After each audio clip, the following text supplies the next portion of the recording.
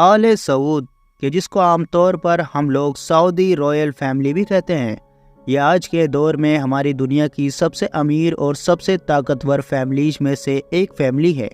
Saudi Arabia का नाम भी खुद इसी फैमिली के नाम पर रखा गया है और शायद ये दुनिया का इकलौता ऐसा देश है कि जिसका नाम इस तरह से एक फैमिली के नाम पर ही रख दिया गया है। मगर दोस्तों, सऊदी अरबिया पर राज करने वाले इस खानदान से जुड़ी हुई वो एक चीज़ की जिसको लेकर अक्सर विवाद होता रहता है, सोशल मीडिया पर डिबेट और झगड़ेबाजी होती रहती है, वो ये है कि आखिर इन लोगों का बैकग्राउंड क्या है, इनके बाप दादा कहाँ से ताल्लुक़ रखते थे और कौन हुआ करते थे, क्या सच में वो मुसलमान थे भी या फिर नहीं,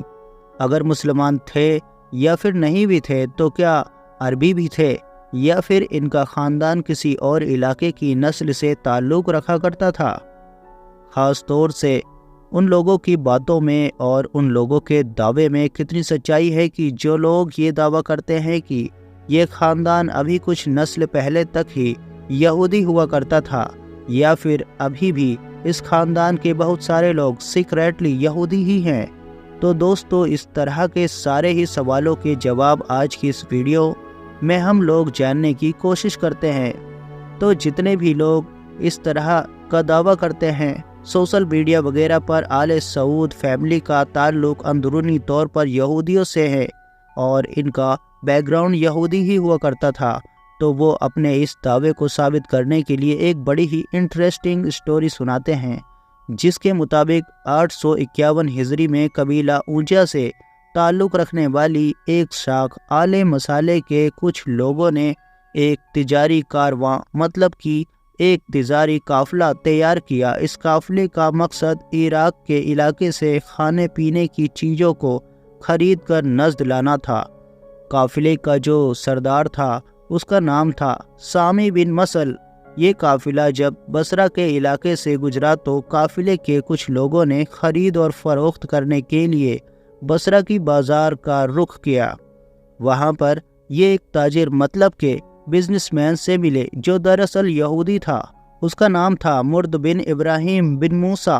ख़रीद और फ़रोख्त के दौरान ही उस ताजिर ने इन लोगों से पूछा कि भाई तुम कौन हो और कहाँ से ताल्लुक़ है तुम्हारा। जवाब में इन लोगों ने बताया कि हम बनु ऊंजा की एक शाख आले मसाले से हैं। ये सुनना था कि वो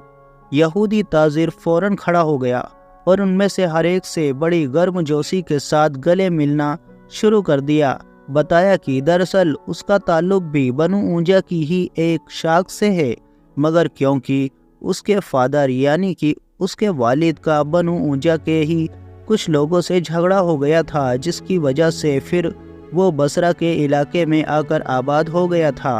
ताजिर ने अपने खादिम को हुक्म दिया कि जितने भी काफ़िले के लोग हैं सभी के ऊँटों पर गेहूं, चावल और खजूर की बोरियों को लाद दिया जाए। यहूदी ताजिर के इस रवैये ने उन काफ़िले वाले सारे लोगों को बहुत ज़्यादा हैरान किया और वो खुश भी थे कि आखिर बसरा के इलाके में अब उनको अपने ही ख़ानदान का एक ऐसा इंसान मिल गया है कि जो उनके रिज़्क का वसीला भी है, क्योंकि ये काफ़िले के लोग तो अब उस यहूदी ताजिर की हर बात पर यकीन कर चुके थे। कुछ वक्त के बाद जब उस काफ़िले के लोगों ने अपनी घर वापसी का फ़ैसला किया यानी नज़द की तरफ आने का फ़ैसला किया, तो उस यहूदी ताजिर ने उन लोगों से कहा कि क्यों ना तुम लोग मुझको भी अपने साथ ले चलो। अगर आप लोग मुझको अपने साथ ले जाओगे तो मेरे लिए ये खुशकिस्मती की बात होगी, क्योंकि हमेशा से ही ये मेरी ख्वाहिश रही है कि आखिर मैं भी अपने बाप दादा के घर को, अपने बाप दादा के इलाके को देख सकूं। लिहाजा उस काफ़िले के सारे लोग जो पहले ही उस यहूदी ताजिर के रवैये से,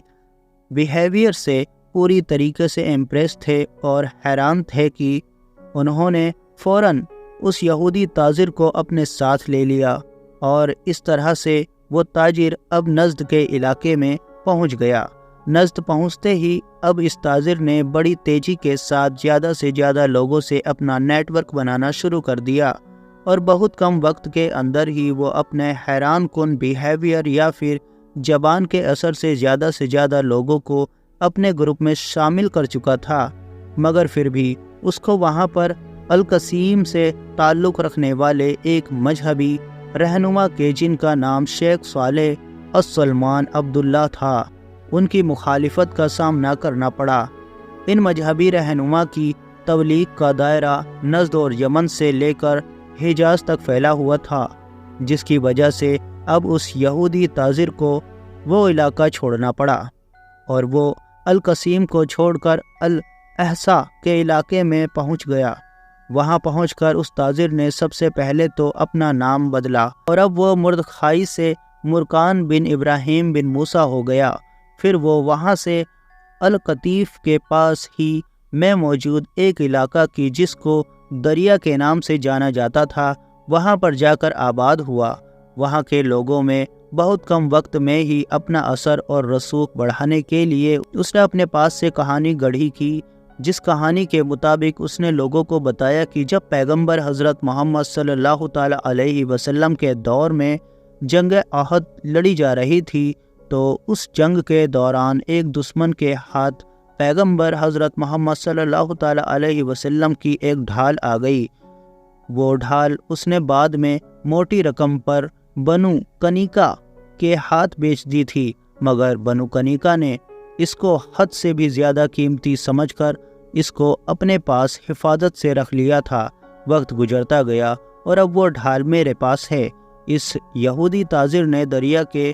علاقے میں رہنے والے ان بدوؤں کے بیچ میں اس طرح کی من گڑت کہانیاں سنائی اور دھیرے دھیرے اپنا اثر اور رسوخ حد سے زیادہ بڑھا لیا۔ کچھ وقت کے بعد ہی اس نے یہ بھی فیصلہ کر لیا کہ یہ اپنے اگلے کاموں کے لیے اور اپنی اگلی سرگرمیوں کے لیے اسی دریا کے علاقے کو ہی سینٹر بنائے گا، یعنی اب یہیں پر رہے گا۔ دوستو، اس تاجر کو لگتا تھا کہ یہ علاقہ عرب کے علاقوں میں یہودیوں کی ایک بڑی سلطنت قائم کرنے کے لیے راستہ ہموار کرے گا، اور اپنے اس بڑے مقصد کو پورا کرنے کے لیے اب اس نے ریگستانی علاقوں میں بسے ہوئے بدوؤں سے زیادہ رابطے کرنے بھی شروع کر دیے۔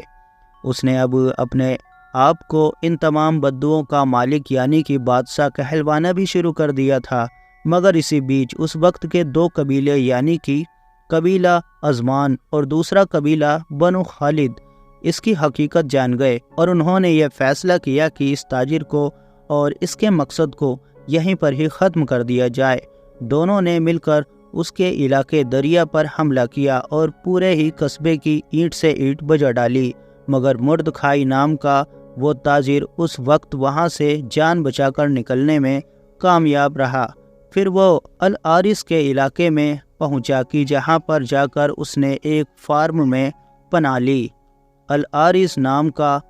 یہ وہی علاقہ ہے کہ جس کو آج کے دور میں ریاض کے نام سے جانا جاتا ہے۔ مردخائی نے اس فارم کے مالک سے جو بہت بڑا جمیندار ہوا کرتا تھا ریکویسٹ کی کہ آپ مجھے پناہ دیں۔ مالک جو بہت زیادہ جمیندار ہوا کرتا تھا اس نے مردخائی کی یہ ریکویسٹ قبول کی اور اس کو اپنے یہاں پر پناہ دے دی۔ ابھی مردخائی کو اس کے یہاں پر پناہ لیے ہوئے 1 مہینہ ہی گزرا تھا کہ ایک دن چپکے سے اس نے اپنی ہی مدد کرنے والے اس مالک اور اس کی فیملی کو قتل کر دیا، اور آس پاس کے علاقے میں بہانہ یہ بنایا کہ ڈاکوؤں نے حملہ کر کے ان کو قتل کر دیا ہے۔ ساتھ ہی ساتھ اس نے اب یہ بھی افواہ اڑائی یا یہ کہیے کہ آس پاس کے لوگوں کو یہ یقین دلایا کہ مرنے سے پہلے ہی وہ جمیندار سے اس کی زیادہ تر زمین اور پراپرٹی خرید چکا تھا، تو اس لیے اب اس کا بھی یہ حق بنتا ہے کہ وہ ایک جمیندار کی حیثیت سے اس علاقے میں رہے۔ سب سے پہلے تو مردخائی نے اس علاقے کا نام بدل کر اپنے پرانے کھوئے ہوئے علاقے کے نام پر آلے دریا رکھا، اور بعد میں وہ ساری زمین کے جس پر اس نے قبضہ کیا تھا وہاں پر ایک عالیشان مہمان خانہ تیار کروایا کہ جس کا نام اس نے مجف رکھا۔ دھیرے دھیرے اس نے اب یہاں پر رہتے ہوئے اپنے مرید کا ایک بڑا گروپ بھی تیار کر لیا، جنہوں نے عام لوگوں کے بیچ میں یہ بات غلط طریقے سے مشہور کرنا شروع کر دی کہ مردخائی کوئی اور نہیں بلکہ ایک بڑا عرب شیخ ہے۔ کچھ وقت کے بعد پھر اس نے موقع پا کر اپنے سب سے بڑے اور سب سے مین دشمن شیخ صالح سلمان عبداللہ تمیمی یعنی کہ وہی مذہبی رہنما کی، جن کے بارے میں نے آپ کو شروع میں بتایا تھا، ان کو ایک منصوبے کے تحت قصبہ آل زلافی کی ایک مسجد میں مروا دیا۔ اپنے اس قدم کے بعد تو مانو وہ پوری طریقے سے بے فکر ہو چکا تھا، اور اب دریا میں بڑی تیزی کے ساتھ اس نے اب اپنے آگے کے کاموں کو شروع کر دیا تھا۔ دریا کے علاقے میں ہی اس نے بے شمار شادیاں کی، جس سے اب درجنوں بچوں کا باپ بھی بن چکا تھا۔ بچوں کا نام بھی اس نے بالکل خالص عربی زبان میں رکھا، جس کا نتیجہ یہ ہوا کہ مرد خائی کا یہ خاندان ایک بڑے عربی خاندان میں بدل گیا، اور آگے جا کر ان لوگوں نے مرد خائی کے نقشے قدم پر چلتے ہوئے ہی غیر قانونی طریقے سے زیادہ زمینیں ہڑپنا بھی شروع کر دیں۔ دھیرے دھیرے اب یہ اتنی زیادہ طاقتور ہو چکے تھے کہ جو کوئی بھی ان کے خلاف آنے کی کوشش کرتا وہ اس کو ہمیشہ کے لیے مٹا دیتے تھے۔ اپنے اثر و رسوخ کو بڑھانے کے لیے انہوں نے ہر حربہ استعمال کیا، اور تو اور اپنے انفلوئنس کو اور بھی زیادہ بڑھانے کے لیے انہوں نے رابعہ اوجا اور علم سالک جیسے بہت سارے مشہور عربی قبیلوں میں اپنی لڑکیوں کو دیا، یعنی کہ ان کی شادیاں کی۔ دوستو، مرد خائی کے بہت سارے بیٹوں میں سے ایک بیٹے کا نام المکارم تھا، اور پھر المکارم کے یہاں پر جب پہلے بچے کی پیدائش ہوئی تو اس کا نام محمد رکھا گیا، جبکہ دوسرے بچے کا نام رکھا گیا سعود، اور اسی بیٹے سعود کی نسل کو ہی آگے چل کر آل سعود کا نام دیا گیا، کہ جو آج دنیا کی سب سے بڑی رائل فیملی ہے اور سعودی عربیہ جیسے دیش پر راج کر رہی ہے۔ ویسے تو دوستو وہ لوگ کی جو سعودی عربیہ کی رائل فیملی کا تعلق یہودیوں سے جوڑتے ہیں، وہ اس کہانی کو بڑے ہی شوق سے لکھتے پڑھتے اور سناتے ہیں۔ سوشل میڈیا پر بھی آپ لوگوں کو یہ سٹوری بہت جگہ پر دکھائی دے جائے گی۔ ایون اگر آپ لوگ گوگل پر بھی اگر سرچ کریں گے کہ سعودی فیملی کا یہودیوں سے کیا تعلق ہے، کیا ان کا بیک گراؤنڈ یہودیوں سے ہے، تب بھی آپ لوگوں کو بہت ساری ویب سائٹ پر اس طرح کے آرٹیکلز ملیں گے کہ جو اس کہانی کو مینشن کر رہے ہوں گے۔ مگر اس کے باوجود بھی آج کے دور کے زیادہ تر ایکسپرٹس یہی کہتے ہیں کہ ہم بھلے ہی سعودی رائل فیملی کی باقی چیزوں سے ایگری کریں یا نہ کریں، لیکن پھر بھی یہ کہانی کو سچا نہیں مانا جا سکتا ہے۔ اس کی وجہ یہ ہے کہ کیونکہ اس سے جڑے ہوئے یا تو ایویڈنس موجود ہی نہیں ہیں، یا اگر کہیں پر ہیں بھی تو وہ بہت زیادہ کمزور ہیں۔ اس سے الٹ زیادہ تر ہسٹورینز کی طرف سے اس سعودی رائل فیملی کا تعلق سیدھے طور پر اس بنو حنیفہ نام کے قبیلے سے جوڑا جاتا ہے کہ جو حضور صلی اللہ تعالیٰ علیہ وسلم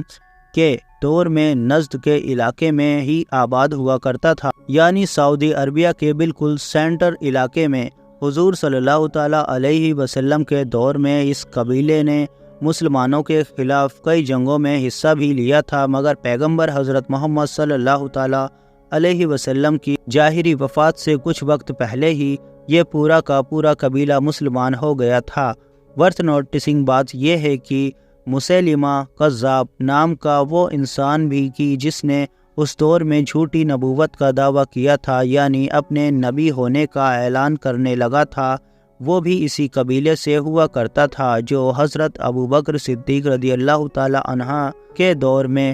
قتل ہوا تھا۔ بہت آگے جا کر پھر اسی قبیلے کی نسل میں ہی ایک مانے ابن ربیعہ پیدا ہوئے تھے کہ جو سعودی عربیہ کے سینٹرل علاقے میں یعنی کہ دریا نام کے قصبے میں رہا کرتے تھے۔ وہاں پر انہوں نے کھجور وغیرہ اگانا شروع کی اور اسی سے گزر بسر کرنے لگے۔ کچھ آگے جا کر ان کی نسل میں ہی ایک بچے کی پیدائش ہوئی کہ جس کا نام تھا سعود ابن محمد، اور پھر اسی سعود ابن محمد کی نسلوں کو ہی آگے جا کر آل سعود یعنی کہ سعود کی اولاد کہا جانے لگا، جنہوں نے ہی آگے جا کر اس سعودی عربیہ کو قائم کیا، اسٹیبلش کیا، کہ جس کو آج کے دور میں ہم لوگ دنیا کے میپ میں دیکھتے ہیں۔ یہ تو دوستو صرف سعودی عربیہ کی شاہی فیملی کا ایک ہسٹوریکل بیک گراؤنڈ ہے، مگر اب اگر آپ لوگ یہ بھی جاننا چاہتے ہیں کہ آخر ان لوگوں نے سعودی عربیہ کے علاقے پر کیسے کنٹرول حاصل کیا تھا اور یہ فرسٹ ورلڈ وار میں سلطنت عثمانیہ کے خلاف کیوں تھے، آج کے دور کا یہ سعودی عربیہ کیسے وجود میں آیا تھا، تو ان سبھی سوالوں کو لے کر ہم ایک اور ویڈیو جلد ہی لے کر آئیں گے۔ اگر یہ ویڈیو آپ کو انفارمیٹیو لگی ہو تو ویڈیو کو لائک ضرور کریں اور اپنے دوستوں میں زیادہ سے زیادہ شیئر کریں، اور اسی طرح کی اور نالجبل اور ہسٹوریکل ویڈیوز دیکھنے کے لیے ہمارے اس چینل کو بھی سبسکرائب ضرور کریں اور بیل آئیکن بھی ضرور دبائیں۔ Thanks for watching, bye bye.